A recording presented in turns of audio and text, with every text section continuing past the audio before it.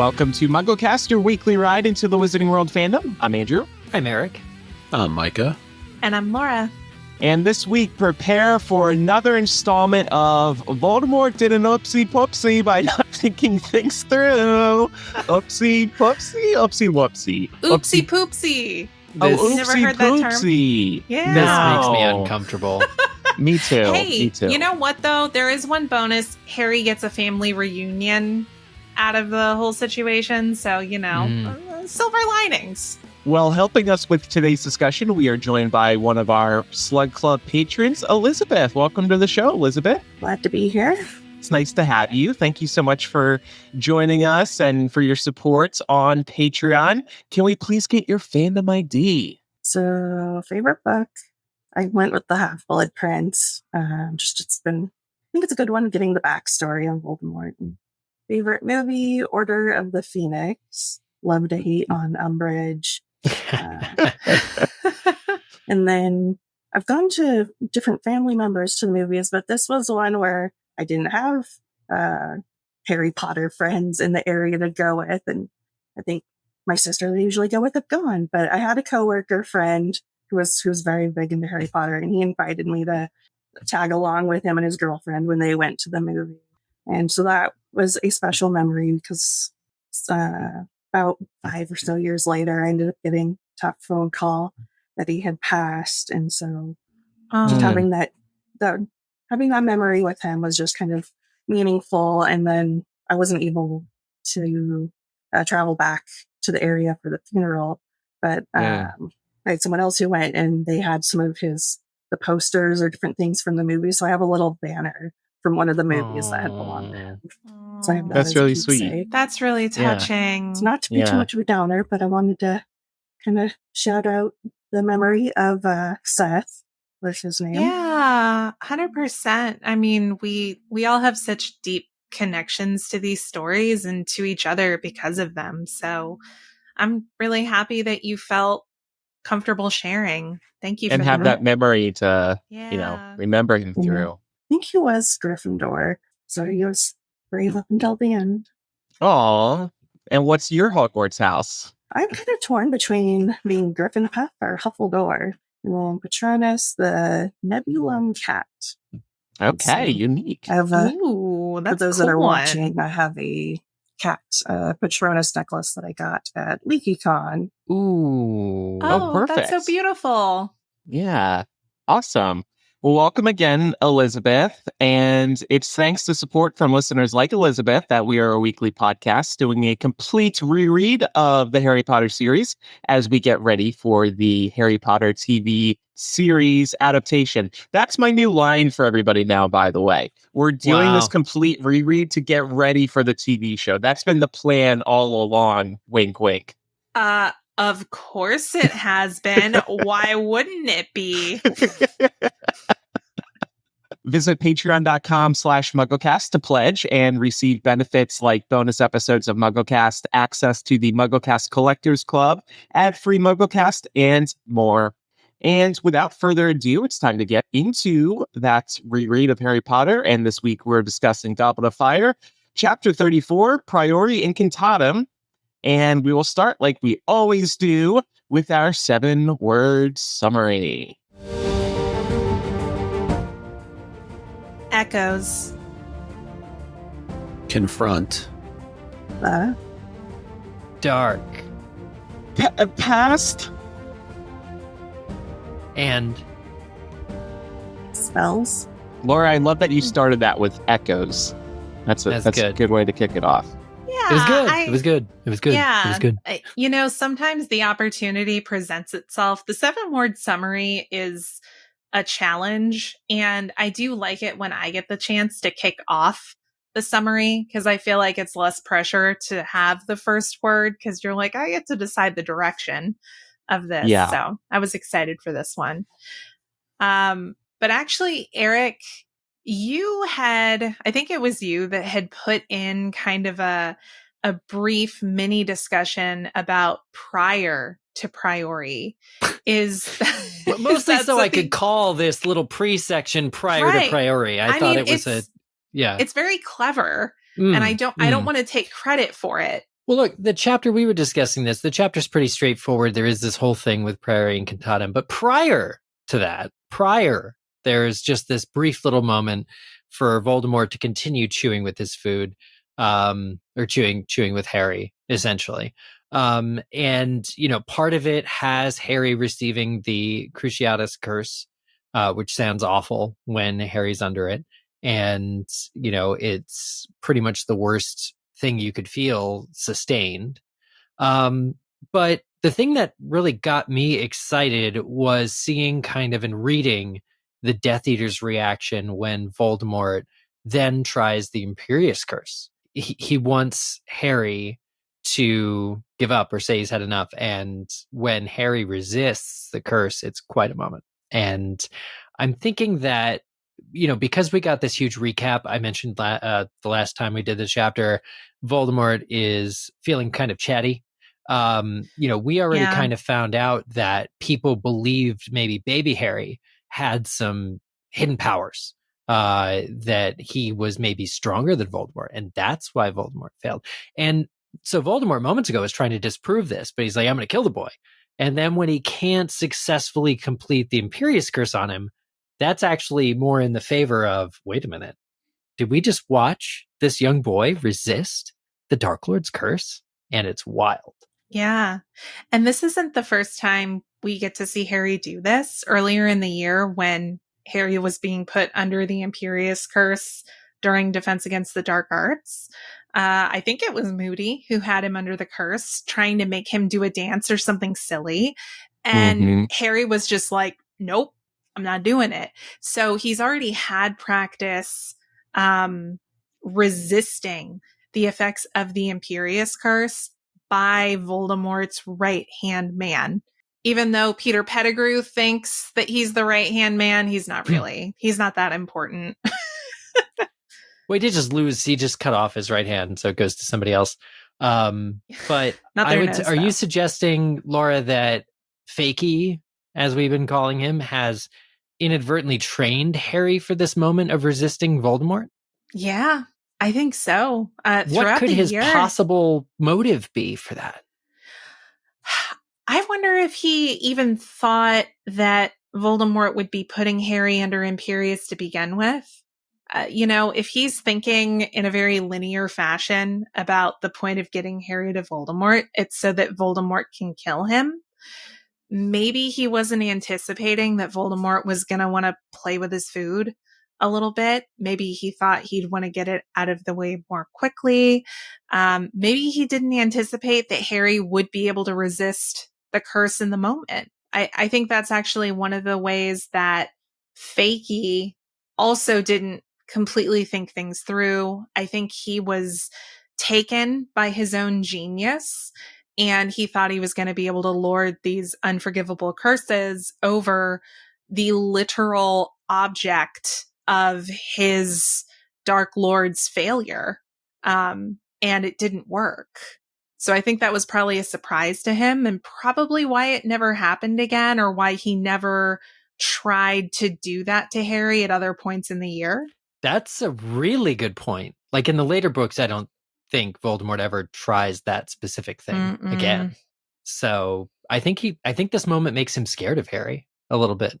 Yeah, I mean, he should be. You got beat by this kid as an infant, and Here you are again. It's funny because it is a sort of, I was going to say, like, tenuous. Is that a word? It's really a fragile relationship between Harry and Voldemort here, because Voldemort does fear Harry, but he's not prepared to admit it. And I know, Micah, I think it's probably you, because it's always been you. When we were discussing the Imperius Curse in class earlier in the year, you asked, is it the Horcrux that is what gives Harry this advantage to resist the Imperius? The fact that you're trying to control somebody who kind of has two minds about it. And so Harry's literally like, why would I dance? I don't want to dance. Why would I jump? I don't want to jump. So it's interesting to see if maybe the Horcrux is what's giving Harry the ability to resist Voldemort, whose mind he literally shares. So I do think that there is the possibility that the Horcrux played a role in the resistance of the Imperius Curse, just knowing the fact that Voldemort is very skilled in the dark arts, and he himself likely would not have allowed something like the Imperius Curse to affect him. There's that. But I also think Harry is very skilled at defense against the dark arts. Now we could get into the whole conversation about whether or not that's because he has a Horcrux within him. Right. But I would like to give a little bit of an edge to Harry here, though, just given the fact that he was trained by Barty Crouch Jr. earlier this year, and he has shown the ability to resist the curse before. And there's a lot of willpower within him in this particular chapter. So, Elizabeth, as a Griffin puff, would you say that this strikes you as a uniquely Gryffindor moment, Harry being able to resist the Imperius Curse being cast on him by Voldemort? I think it's got that Gryffindor grit, but also still has a little bit of the Slytherin want to show them a little bit with the cunning. Yeah, that's actually a really good call out. I think sometimes we can be quick to attribute acts just on their face look like bravery. We're really quick to be like, oh, that's a Gryffindor thing. But in reality, to have the drive and the motivation to be able to work through something like that, I can totally see that being a Slytherin trait. So it's a good point. Well, getting into our main discussion, I really wanted us to talk a little bit about how Priori Incantatem works. Obviously, we know the mechanics of it as described in the chapter, Harry and Voldemort, because their wands share brother cores. Their cores are both phoenix feathers that come from Fawkes the Phoenix, who is also conveniently Dumbledore's Phoenix. They cannot fight each other. So what happens is they're essentially connected and resisting fighting each other. And we see these little bulbs, orbs of light begin to appear along the spectrum that is linking these two wands. And Harry has the sort of intrinsic instinct that he doesn't know what those things are, but he's going to focus all of his attention on trying to push them away from his wand to Voldemort's. But before we go too far down the rabbit hole of what happens in this chapter with Priori Incantatem, I think we have an old school name origin that Micah brought for us today. Can you share, Micah? Whoa. I always have the whoa part. So I'm going in the Wayback Machine to the name origins section of MuggleNet.com. But this actually came straight off of Google, but I thought it could be fun to decipher what exactly the spell means, right? And it is rooted in Latin. A priori is a Latin phrase which means from the earlier, and the word incantatem is a Latin word that means to sing or to recite. And that's very appropriate here, given the fact that we get spells that, or echoes from earlier on when Voldemort used his wand, and that there is a lot of Phoenix song that is present in this particular moment. So could you say that the Phoenix singing is what is extracting these spells from earlier? What comes first? You know what I'm saying? Like, because sing or recite is the second word in this phrase, in this magic, I'm just wondering if the singing is what is actually causing the extraction to occur, since it's such a big part. I like that a lot. I think this is ultimately a different Priori Incantatem than the one that we see cast in the woods at the Quidditch World Cup. Isn't it Amos Diggory grabs the wand that Winky used and just recites Priori Incantatem, and they see the dark mark get cast. Right. It's sort of, or it's like a shadow, a spell. That part's similar, but what's not similar is this Phoenix song, because the Phoenix song wasn't there originally. I would question whether Voldemort also hears the Phoenix song, or whether that's exclusive to Harry. Part of me that says it isn't exclusive to Harry is knowing that the two wands share a Phoenix core. But I don't know that Phoenix Voldemort song would care either. Like, I don't know that that's Right. probably in his mind, because I don't have time for music. Who cares about this? I got to find my Shut nose. up, bird. Well, it's just interesting because Phoenixes were a very big blind spot in year 2 for Tom Riddle. This Voldemort didn't have those experiences with Harry in the chamber, but Phoenix Song there related deeply to Dumbledore and related deeply to Harry being in need. And so it's an interesting connection that I don't think is ever given a real explanation for why this Priori Incantatem is different and why the Phoenix Song is there. Also very comfortable for Harry, and anything that's comfortable for Harry likely would not be comfortable for Voldemort. I actually did find something because I was wondering about that with their Phoenix cores. And so I was looking for more about Phoenixes, and in Fantastic Beasts and where to find them, it actually does bring the whole hearing the song aspect into it. Phoenix Song is magical. It is reputed to increase the courage of the pure of heart and to strike fear into the hearts of the impure.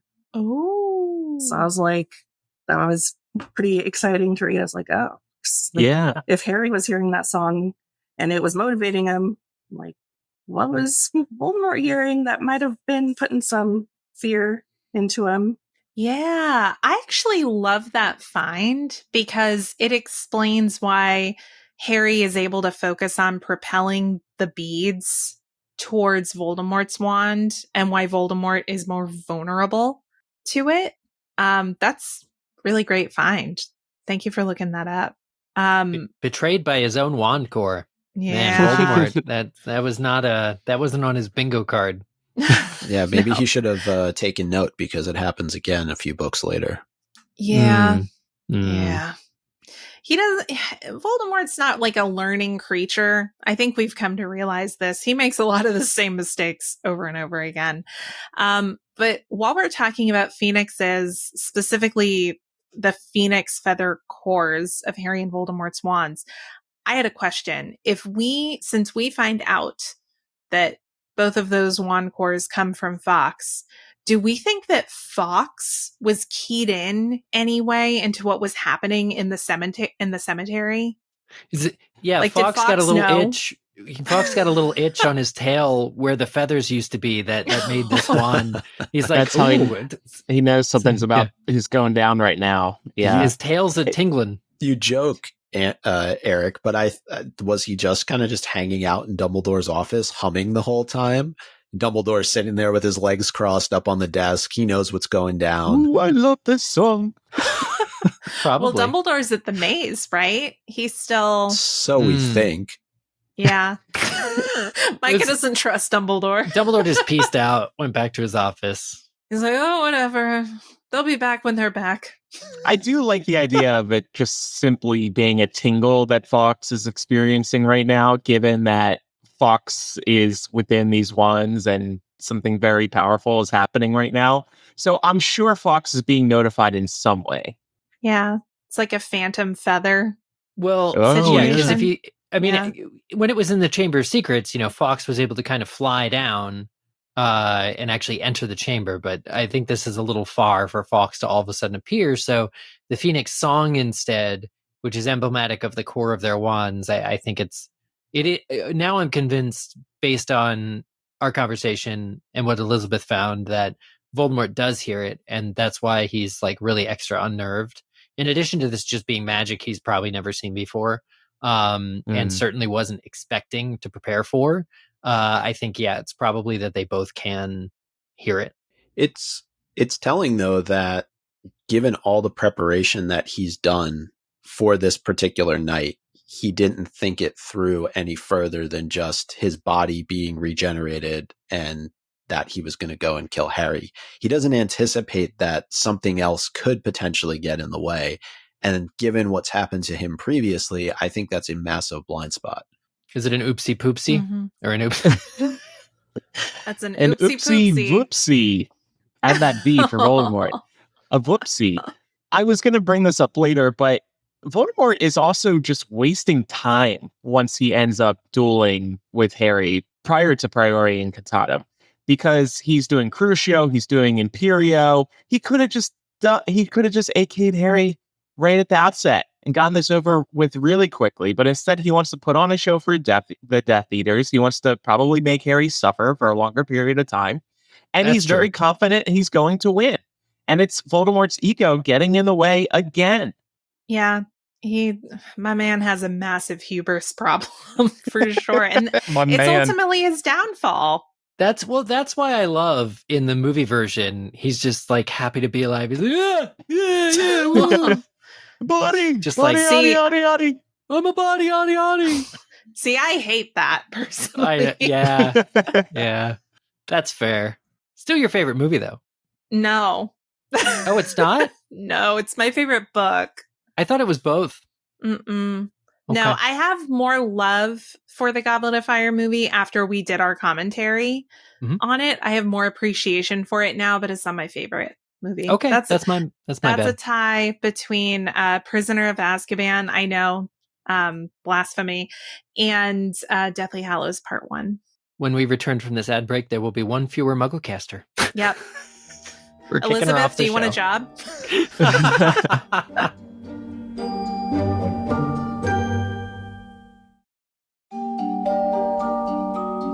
Speaking of Priori Incantatem and just how it works, I do love the visual of the wands meeting and then the beams of light were shooting up and around them. And in Muggle terms, I was kind of envisioning this as two beams of water basically hitting each other. And because they're not going to go into each other, they just kind of go outward.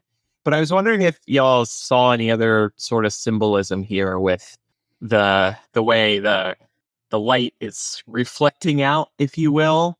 Is it almost kind of like a circular? It's like cyclical in a way. Yeah. Well, it also separates Harry and Voldemort from the Death Eaters, Mm. right? They Yeah. become lifted up. They're sort of Yeah. levitated. There's this sort of like the rules of gravity and nature don't apply. You're really given the sense, based on the description of things, that this is not something that happens commonly, and that this is something that is, just way different type of magic. So I really like that. There is that sort of spell barrier between Voldemort, Harry, and the rest of the Death Eaters, but then also they're like lifted up and set down maybe 100 feet somewhere different than where they took off from. And it's just like this wild, weird connection, this fluke of whatever spellcraft is supposed to do. Mm-hmm. Okay, so Eric, I gotta ask you about Harry's instincts here. I love the notes that you've added here because I think in general you've been someone over the history of the show who has been really attuned to Harry's instincts and how they serve him. So just curious for your thoughts around his instincts with knowing while also not quite knowing what to do with this beam of light and these beads that are sliding down it towards his wand. Yeah, I'm grateful to kind of dive into this a little bit because I've been critical of Harry at times. He's not a great student, but he is a hero. He's not just the hero of these books. He's a hero. And a lot of what he has that gives him the ability to overcome Voldemort, as we were just talking about, comes from Voldemort himself. But there's something here that I think goes a little bit beyond that. And it's really Harry's gut instinct and this voice that kind of tells him, don't let go. Don't let go of your wand. And furthermore, Harry intuits, even though this is magic that probably not even Voldemort has ever seen before, Harry nevertheless gets this sense that what he's got to do is angle his wand and get the beads to not ever enter his own wand, or it would all be over for him. And this is not something that you can teach. I don't even think this is magic taught at Hogwarts. The only type of people who mess with this type of magic are like Ollivander, who makes wands. And so the fact that Harry is able to reasonably guess what to do. Now, I mean, we've all played like a bunch of video games where there's like a beam coming at you and you got to like get the beam back. But for Harry, this is entirely new and scary. And he nevertheless has this keen insight on what to do. And so I don't know where that comes from, but I do tend to think of it as being Harry's and not something Voldemort gave him and not something, well, maybe his parents gave him because they're both good Order of the Phoenix members. But yeah, what are your thoughts on that? I definitely like your points. I think there is something inherently concerning about seeing a beam or a bead head towards you in the middle of a duel like this. Like, I don't like, it's almost like tug of war. Like, it just instinctually, you're like, this is getting too close to comfort for me. This means Voldemort's side of this duel is about to take me down. So I need to push back really hard. So I think there might be just like a symbolic hint here too, that I don't want this bead hitting my side of the table because it's not going to go well for me. Right, like this came from him. Oh, this is not going to be Yeah. good. This ain't going to feel good. But yeah, I get that. That's like your natural survival skills. It's like once a book, Harry is like, it's down to this for Harry. Always, there's always a moment. But yeah, this advanced magic, the idea that he can even control this goes back to why he was so good at the Patronus charm. Why he mastered that a bit faster than everyone else. He struggled at first, but eventually he got there a lot sooner than other people do. And so, riding a broomstick, Harry's just naturally gifted. I think this is what makes him a good hero, is that he can do these heroic acts. I do like the point you brought up about it being instinctual. And I think part of it, too, is the fact that Harry realizes the playing field has been leveled. That Voldemort in this moment is just as scared of what's going on as he is. And that, to some extent, gives Harry an upper hand, because given where he was just a few moments earlier, this is the best possible scenario for him to be in, even with that little beam coming towards him. It is noted in the chapter that Voldemort had no more expected this than Harry had. And it's another miss by Voldemort, because he just admitted last chapter that he made a mistake in forgetting about the power of love. And here's another event he wasn't prepared for. It's that hubris that Laura mentioned of, it was like, oh, it was the power of love. I fixed it. Ha ha ha. Wait, you don't actually know what it is you're talking about, because that you're still 10 ways to Sunday connected to this boy and you can't kill him. Yeah. Yeah, he hasn't figured that part out yet. Yeah.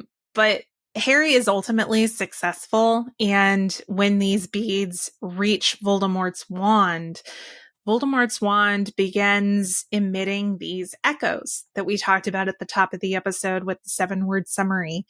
And they are the most recent people that Voldemort has killed in reverse order. So we start with Wormtail's hand, but we also get people like Bertha Jorkins, we get Frank Bryce, we get Harry's parents, we get Cedric. Cedric comes after Wormtail's hand. I had that out of order. But J.K. Rowling had the order messed up too, so don't worry about it. That's honestly, and we'll me messing that up. Yeah, me messing that up is not as big of a deal as her messing that up, or her editors, quite frankly, messing that up. But Dumbledore really does describe, because Harry thinks these are ghosts at first. And we can understand why, because they talk to him and they circle around in this like arena that has been formed around Harry and Voldemort. And they're like encouraging Harry, but taunting Voldemort. So it's easy to see why he would think that they were ghosts. But Dumbledore describes these as reverse echoes. So they would maintain some characteristics of their living selves, but not actually ghosts. And it makes sense because they're not permanent, right? Their time with us in this chapter is very short. They buy Harry about 30 seconds after the connection is broke, which is just enough time. They also know things that it's impossible for Harry to know. It's interesting because, I was reminded of the Resurrection Stone scene in Deathly Hallows, where I think it's explained that they're just sort of reflections of what's in Harry's heart. But, James, for instance, the reflection echo of James tells Harry to go back to the Portkey. And there's no reason that Harry should believe that that would work. And the only way you could know it is if James's knowledge is shared with Voldemort's knowledge.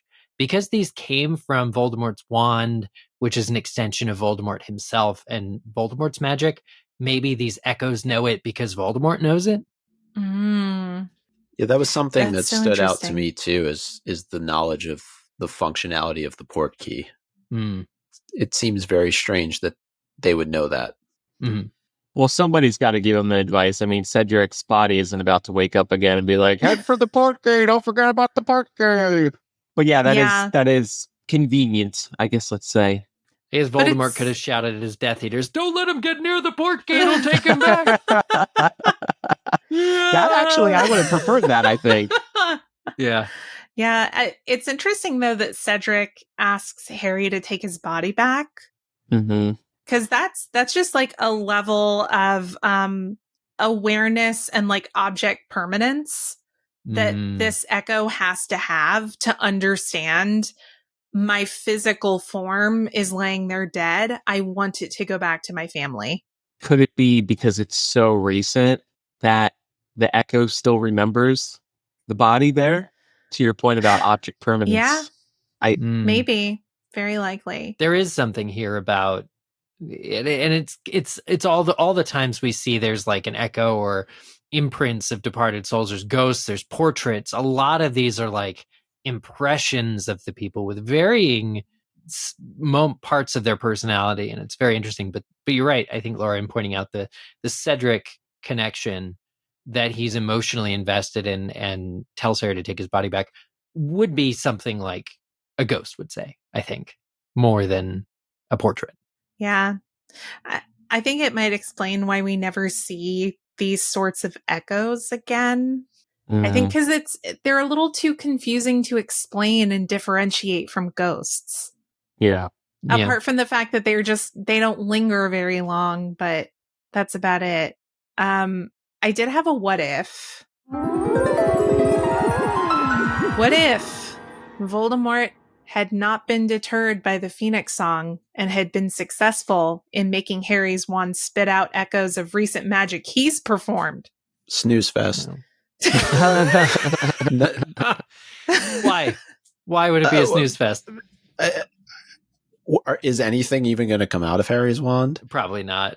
Yeah. Right? Like Expelliarmus. Yeah, I mean, you would see former spells that he did, like the recent ones, like Impedimenta and a couple of Death Eaters might have gotten hit with a shadow of Impedimenta. No thanks. I'm good with the way it played out. Yeah. Well, Sorry, I do Laura. think it could have been impactful though, because if, let's say, an embarrassing or basic spell or two came out, maybe Voldemort sees that and is like, "That's all you got? You don't do anything better than this? You're the one who brought me down, and you're just doing some Accios? You're lazy. Get up and pick up that quill." So maybe it could have thrown Harry off his game a little bit if Voldemort had new things to trash talk him with. Harry, I feel so sorry for you. You don't know any good spells. Yeah. You should just walk away. I'll come find you in 2 years. Yeah. Get better. Get better. Evanesco, did you just... What were you using that one for? Hey, listen. To get rid of Listen. the oopsie poopsie. Yeah. Harry's like, listen, that maze was long and big. It was dark. And there were no porta potties. There were no porta potty. Mike, I hear what you're saying about it being a snooze fest, but I have to ask, and I wanted to ask everyone about this, because it strikes me as odd that everything recent coming out of Voldemort's wand in reverse order is all killing people. Like, is every single spell he has done in the last, year the killing curse? Has he never had to Lumos or Alohomora? No, he That's has what anything. Wormtail's for. Wormtail to do it for him. Yeah, although presumably Wormtail used Voldemort's wand to kill Cedric just then, because here's the Right. thing. It was hard And Frank Bryce. and Frank Bryce, Mm. but it was hard to use. It was hard for Voldemort to use a wand. And that's why Lily and James are even in the picture here, is because without a body, even with his little infant body, you only get like Frank Bryce murder. Voldemort was not holding his own wand. And I wonder how presumably Voldemort- not for Bertha Yeah. Jorkins either. Yeah. Right? Because he broke her memory charm, presumably with like a series of Crucios, but I don't even know what Crucio would look like in reversed or shadow form. A lot of this work was assisted by Wormtail.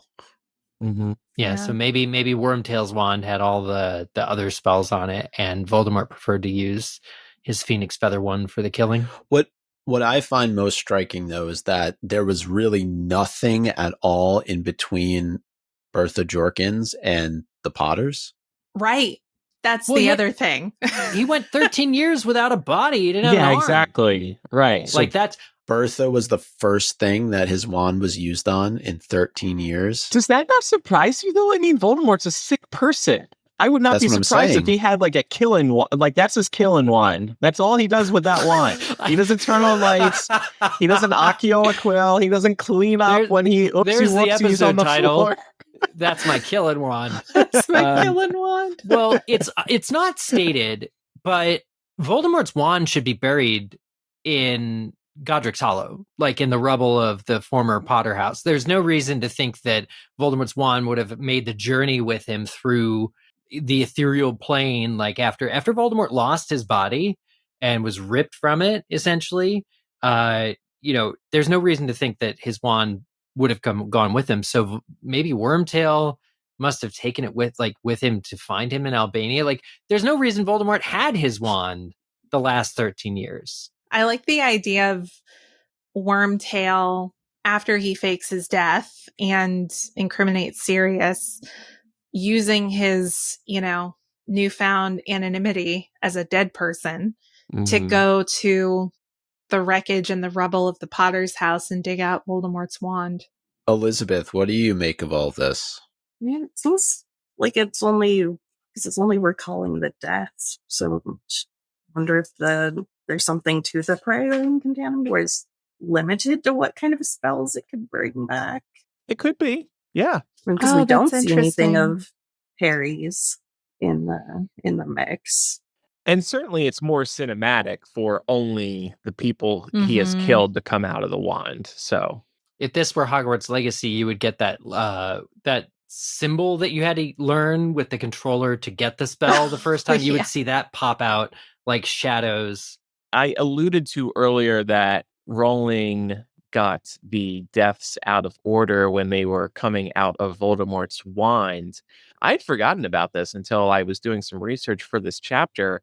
In the first edition of Goblet of Fire, released back in July 2000, James actually came out of the wand first when it should have been Lily. And this was corrected in later editions of the book. Fans had questions about this when they read it. Even still today, there's like new Reddit threads popping up because people buy used copies of the first edition of Goblet of Fire. And they're like, wait, what? Why is James coming out first? Rowling was getting so many questions about this that she actually posted a little piece on her old website in the FAQ section. And she said at the time, so the question on her site was, at the end of Goblet, in which order should Harry's parents have come out of the wand? And then Rowling confirmed, Lily first, then James. That's how it appears in my original manuscript, but we were under enormous pressure to edit it very fast, and my American editor thought that was the wrong way around. And he is so good at catching small errors, I changed it without thinking, then realized it had been right in the first place. We were all very sleep deprived at the time. So I think at least a couple of us probably have this incorrect edition of Goblet of Fire, which is pretty cool. And now when I go to used bookstores, I'm going to start keeping an eye out for those first edition goblets because that seems valuable to me as a Potter fan and collector. That's something I'd like to have multiple copies of. Well, yeah, then you flip it on eBay. Yeah. It's kind of world breaking too to think that maybe James somehow survived his duel with Voldemort and was there longer than we thought he was. Yeah, right. If you really take it, like if you take it as not a mistake, you can extrapolate some fun kind of fan theories or whatever from there. To me, maybe it's not a major oversight, but it's still something that should have been caught by an editor. Yeah, I mean, it's a pretty Are they critical even reading these scene. books, bro? Well, I and do look, love how she throws her US editor under the bus specifically. I didn't realize this was a US edition only issue. That's Arthur Levine, right? yeah. Well, and we've joked a lot about this book being rushed, and we've mostly meant it as a joke. But this might be the single piece of concrete evidence that this book truly was rushed. I mean, Rowling even admits on her site that they were under enormous pressure to edit it very fast. and they were sleep deprived at the time. This was the last book she wrote under deadline. And it's probably because of things like this. I just can't imagine the number of eyeballs that read that book before it ends up being published. And I know there was a lot of secrecy around the Harry Potter series because they didn't want information to leak. But how many people do we think read that book before it went to publication? Yeah. Yeah. I can see it being easy to miss, though. Yeah. Yeah. And when people are editing a book, they're looking more for like a forgotten word or a typo, stuff like that. Maybe there are fact checkers who also worked on the Harry Potter books. I don't know. I wouldn't have seen it as a I do still continuity consider error. this a pretty big oversight. The fact that this made made it to print. It is a big deal, but I think also if I were J.K. Rowling's editor in this book, I probably would have taken her word for it. You know, if the text originally said this is a weird thing with magic. Maybe it's an opportunity to leave the clue that James survived the initial assault with Voldemort. You know, this would be a perfect way to launch the James Potter is Remus Lupin in disguise theory.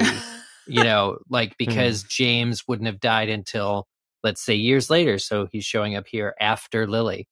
But it's just one of those things where maybe it would have worked. I'd like to think I would have done the right thing and be like, Joe, are you sure about this? But I probably just would have been like, I'm going to let her if go. I were the U.S. editor, my rationale would probably have been that James died first, therefore he should appear first. That's probably what he was thinking. Yeah.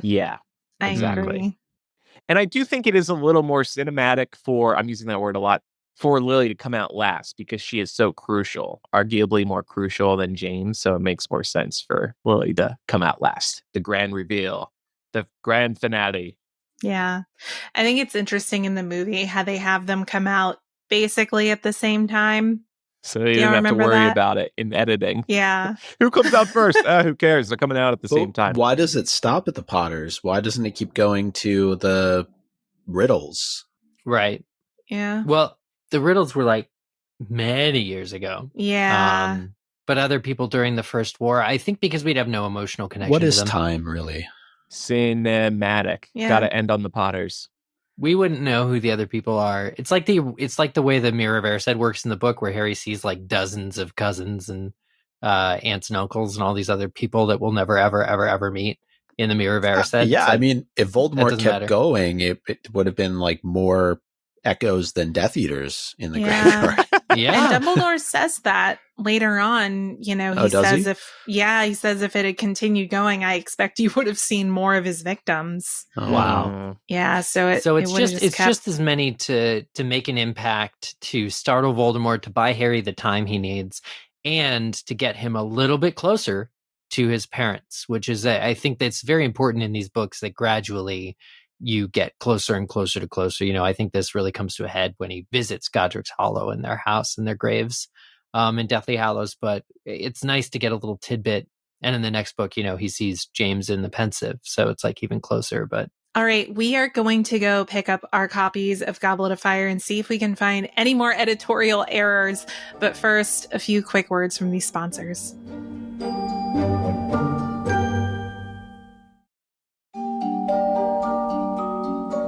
So I want to talk a little more about the movie adaptation. Is it just me, or does this whole push and pull of the bead, I was talking about this a little bit earlier, come off as hokey? The same thing happens in the book, and I think it works in the book. But when you're watching the push and pull of the bead in the movie, it's like, it's going that way. It's going this way. Which way is it going to go? It's just a little corny to me. I don't like it. And I feel like we also saw this in at least one other Harry Potter movie, maybe even a Fantastic Beasts movie. Well, and that's my problem with this. This would be okay, even in the movie version, if it were the only time we saw it. Instead, it seemed like they do this a lot. Good call on Fantastic Beasts 2. It seems like there really is just a lot more of what should be Priori Incantatem, which should be this very specific thing that only occurs whenever Harry and Voldemort's wand meet, becomes the visual language of spell work, you know, to some extent. Yeah. They overused it. Yeah, I mean, even Voldemort and Dumbledore have it in the Department of Mysteries in Order of the Phoenix. Well, and which I'm pretty makes sure no that's sense. but that's written differently when you get to that book. It's Yes. really, really cool. There's like there's like elemental control of powers and stuff, and that's ultimately different than this bead of light explanation. But the movies kind of fell flat in differentiating them. I don't like that duels work that way in the movies. No, well, it's wrong. Well, Yeah. honestly, this is one of my biggest pet peeves because I agree with you, Eric. After Goblet of Fire, the movie, it was like they decided, oh, every single duel needs to be Priori Incantatem because it looks cool on the screen. And it's like, but that it doesn't make sense. Who do we blame for that? David Yates, David Heyman, No. David Barron? Pick a No, David, any David. This was pre-Yates, right? No, but he saw it in Goblet and it was like, I want more of that. Oh no. Yeah, I guess we have to blame David Yates again. Oh. Mike Newell. I'm just kidding. It's just there's not a cohesive, like, I think it was an entire department of people that kind of decided what they could do. I like the idea that the spells look almost liquid. That doesn't usually, it's like molten lava flying off of Harry's, sort of beam. But I think it suffers from the fact that we see it repeated later. I feel like in the course of the show, we've talked about how we just generally don't like spells in the movies. And we've looked even at how spells were created in some of the, not fan fiction, but what the equivalent is for like fan-made Harry Potter films. And a lot of them were a lot better than what we saw in the Harry Potter movies. Yeah. It's just hard to, I mean, how else would you represent somebody is shooting a thing of energy like substance at somebody else is receiving it and repelling it? What does that look like? It looks like exactly what we see in the films. There's not a lot of ways, you can't make it invisible because then you wouldn't really see anything. Yeah. I don't know what I would have done differently in this scene. Yeah, I would just not reuse an effect that was intended for a very specific purpose. Yeah. I just want to see the spells visually fly at somebody, different colors, maybe different forms. Like one's like a star, one's an orb, one's looks like I don't know. Again, those sorting symbols hat. that you have to learn to do them in the games. That would be kind of fun. Yeah, sure. Sort of like that. That could be interesting. Like fireworks. You know how fireworks, they can do different shapes with fireworks like that. Yeah. Well, ultimately, Harry's parents, their echoes, let him know that the echoes will be able to distract Voldemort for, as Eric said, about 10 seconds, but just long enough to give Harry a chance to make a mad dash for Cedric's body and the port key. And true to his word, because he's just a good person at the end of the day, he does take Cedric back to Hogwarts. He has to Accio the cup over to him. I mean, Cedric is delaying his departure massively. Wow. And Harry's, are you saying that Harry should be like, Cedric, you're already departed. I gotta get out of here. Cedric, you're dead weight. Don't slow me down any more than you already have. One of us gotta come out of here alive. It's clearly not you. Don't stop me now. Having his Freddie Mercury moment. Cedric's body could have been his Swiss Army man. Could have been S.H.I.E.L.D. Oh, man. That's amazing. I love that parallel. But Harry's ultimately able to get away, to travel back to Hogwarts with the Triwizard Cup port key. But it's pretty scary because Voldemort and the Death Eaters are right on his heels. I mean, to the point where Harry can see Voldemort's glowing red eyes approaching him as he catches the port key. One question I did want to ask before we kind of wrap up was the Death Eaters, right? Voldemort tells them to kind of stand down throughout this whole process, but I'm curious what would have happened if they did try and intervene. Do we feel like Priori Incantatem would have protected both Harry and Voldemort from any kind of outside spells? Yeah, I think so. Yeah. I like the idea of like it being basically like the bubble that eventually surrounds Hogwarts, where you try and touch it and anything that penetrates it goes to ash. I'd like to believe it's something like that because there's so much powerful next level magic going on that the outsiders really can't. Nor would they, because if they stepped in and messed it up, they know Voldemort's coming after them. He's going to blame them. Just them floating, too, I think kind of suspends them in time as well. So if the Death Eaters did try to attack them, they wouldn't be able to. It's so funny because gravity may not seem to apply to Harry and Voldemort, but it does apply to the echoes coming out of the wand. Like Bertha Jorkins like comes out of the wand and then like hits the ground and like she has to like pick herself up. I'm like, all the people that come out of Voldemort's wand like hit the ground and like have to brush themselves off. Yeah. I'm like, what's going on? Gravity is weird right now, but I like how weird it is. I like how it's not explained. Yeah. The only other thing I would add about why the Death Eaters might not intervene, I think a big part of it is that they're cowards. Voldemort calls them all out for this in the last chapter, saying, none of you came looking for me. You're only back because you're afraid. You felt your dark mark burning and you got afraid. So you only returned out of fear. The ones who didn't return out of fear, they're at the top of the list, but all y'all are on notice. He definitely put all of them on notice last chapter. So I think it's fitting of all of their characters that they would see something that they don't understand, that they weren't expecting to happen, and be like, oh, I'm just going to leave this to the boss. Yeah. By the way, shout out to Hallow Wolf, who shared with us the trope called Beam o' War. And it's what we've been talking about and criticizing in the movies after Goblet of Fire. And at tvtropes.org, it lists every single time the Beam o' War has been used across all media. And there have been a lot of times this has been used. So thank you for sharing this. It's a very common trope, evidently. Oh my God. Yeah. Yeah. Well, and to something that Hedwig's theme said on our Discord as well in response to the Death Eaters, they say, heck yeah, I bet half of them, meaning the Death Eaters, want Harry to win. And that's an interesting point, too. A lot of them wouldn't choose to be here if their life didn't depend on it. Ultimately, they try their best to shoot spells at Harry when he does break free. But yeah, that's a good call, too. I think they'd prefer that this matter were just handled and they could go back to living their life before they knew Voldemort was coming back. Right.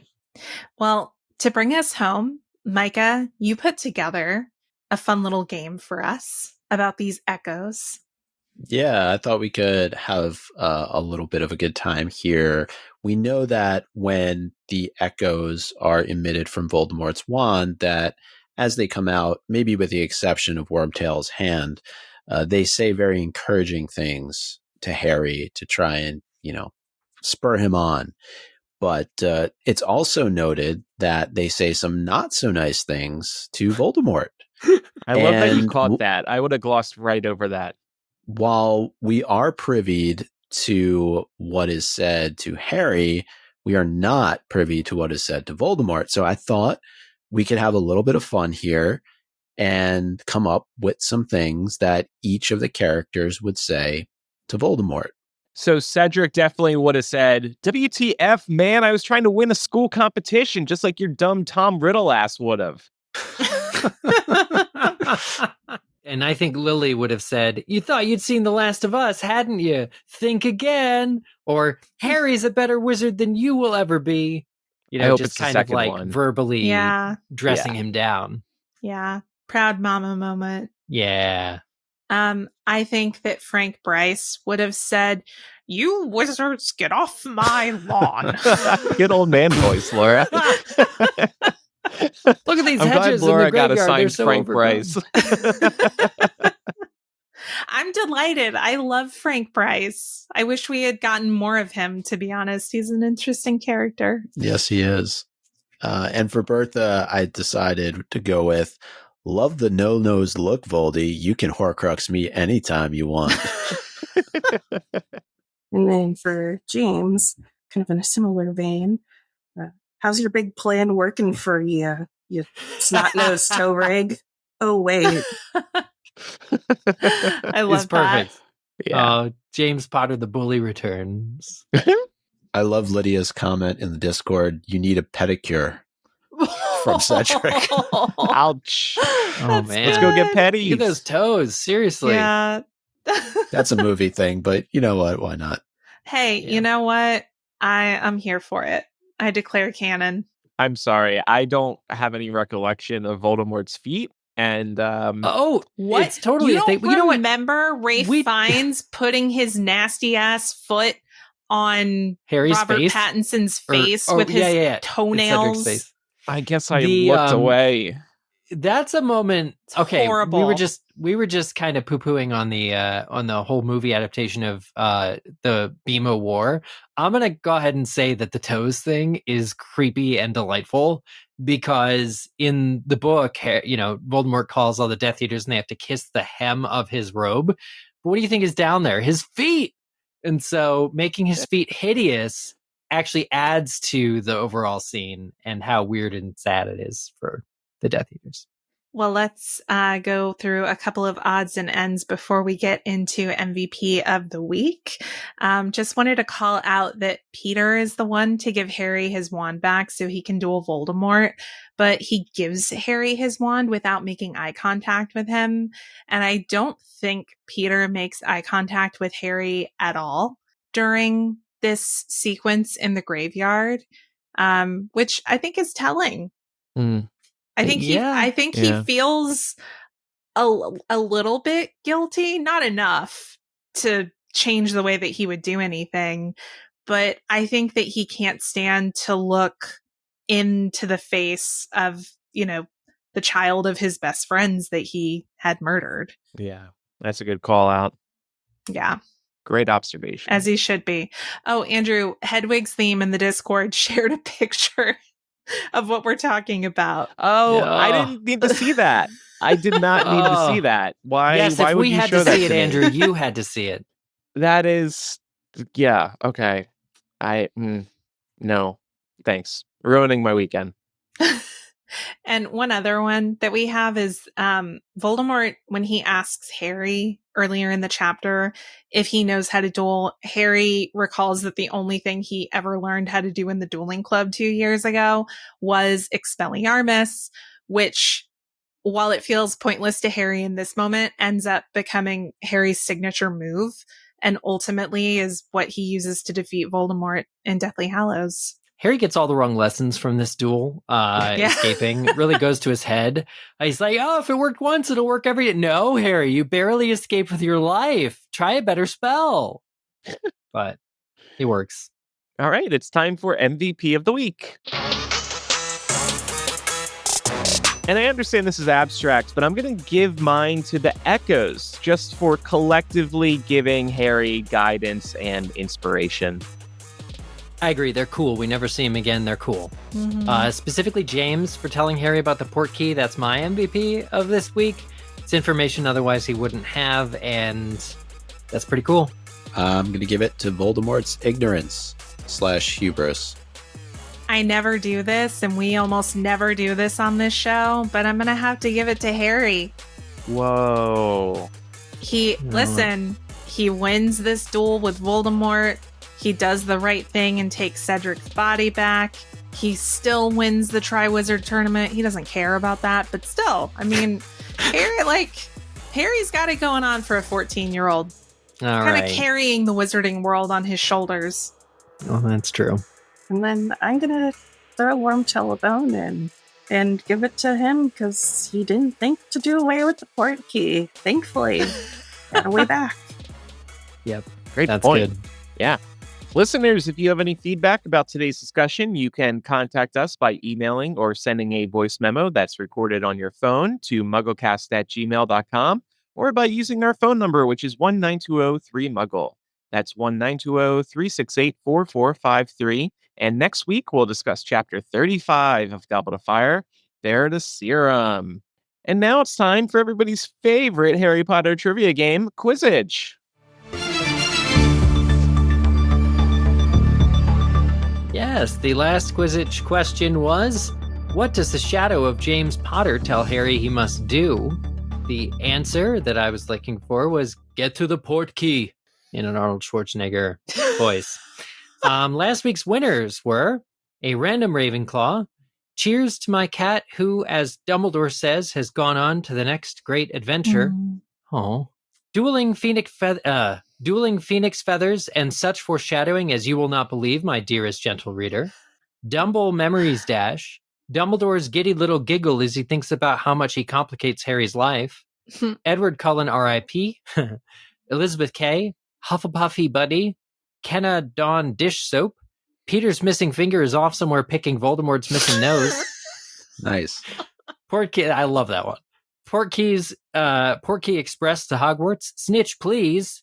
Unnamed Death Eater number 3. Vengeful Voldemort's vexed victim vowing violent vindication. Weaselby. And you're a Horcrux, Harry. Now it's time for next week's question. Which 3 individuals appear in Mad-Eye Fakey's faux glass when he takes Harry up there to kill him? I know. I'm Ooh, going to fill submit, out the answer right now. Well, Micah, you should submit. You should submit using the Quizzitch form on the MuggleCast website, mugglecast.com/Quizzitch. Or if you're on the website, maybe reading one of our nice transcripts, click on Quizzitch from the main navbar. We also encourage you to head over to YouTube and search for MuggleCast or go to youtube.com/@MuggleCast. We are now releasing full video episodes over on YouTube. So if you're into video podcasts, we hope you enjoy that. And we also hope to discover new listeners that way as well. And speaking of listeners, this show is brought to you by Muggles Like You. We don't have a Ministry of Magic running the show. We're just everyday Muggles putting together this podcast, flying by the seat of our pants like Voldemort, executing his latest half-baked idea. But that does mean that we need support from listeners like you. So you can help us out in a couple of different ways. If you're an Apple Podcast user, you can subscribe to MuggleCast Gold, which gets you ad-free early access to MuggleCast, plus 2 bonus MuggleCast installments every month. And there's also our Patreon. Elizabeth supports us on Patreon, patreon.com/MuggleCast. One of the benefits is you get to co-host MuggleCast one day, just like Elizabeth did today. And you get all the benefits of MuggleCast Gold, plus live streams, our planning docs, a new physical gift every year, like this year's t-shirt, and a video message from one of the 4 of us. So please check it all out at patreon.com/MuggleCast. And there are 7-day free trials as well as annual subscriptions to help you save a little bit of money as well. Last but not least, if you enjoy MuggleCast and think other Muggles would too, tell your friends about the show and also help us spread the word by leaving a review in your favorite podcast app. Elizabeth, thanks for coming on again today. It's been great having you on. Yeah, thanks so much for having me on. It's been a long time coming. It was so nice to kind of talk to you all virtually face to face. So used to being in the Discord, which is one of the Patreon benefits, but real fun to get to put some ideas into the show. And we saw you researching in real time, it seems like, too. So we appreciate that. It was great meeting you in Portland as well. Yeah, same. Well, thanks everybody for listening to this week's episode. I'm Andrew. I'm Eric. I'm Micah. I'm Laura. And I'm Elizabeth. Bye, everyone. Bye, y'all. Bye. Bye.